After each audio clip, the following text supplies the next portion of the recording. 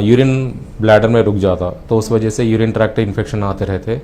तो पेशेंट को फीवर आना और यूरिन स्लो आना, रात के टाइम बार बार जाना यूरिन, और कपड़ों में यूरिन ड्रॉप्स लीक हो जाना। प्रोस्टेट ग्लैंड एक मेल्स में ऑर्गन है जो ब्लैडर नेक के पास और ब्लैडर के पास लोकेटेड रहता। एज बढ़ने के साथ हार्मोनल चेंजेस की वजह से ये प्रोस्टेट ग्लैंड साइज बढ़ता, उस वजह से यूरेथ्रा कंप्रेस होके, ब्लैडर नेक कंप्रेस होके पेशेंट्स में यूरिनरी सिम्टम्स डेवलप होते हैं। इसको वॉइडिंग सिम्टम्स बोलते हैं, लाइक अर्जेंसी, फ्रीक्वेंसी, नॉक्टोरिया, पूर स्ट्रीम ऑफ यूरिन। तो ऐसे लोगों में हम लोग basic routine checkup, digital rectal examination करके प्रोस्टेट साइज कितना है एनलार्ज हुआ वो चेक कर लेते हैं, और अल्ट्रासाउंड एब्डोमेन चेक कर लेते हैं प्रोस्टेट साइज, और यूरोफ्लोमेट्री प्रेशर कितना है यूरिन का चेक कर लेके फिर हम लोग पेशेंट्स को सजेस्ट करते, और रूटीन यूरिन एग्जामिनेशन भी करते अगर पेशेंट बर्निंग सेंसेशन कंप्लेंट कर रहा।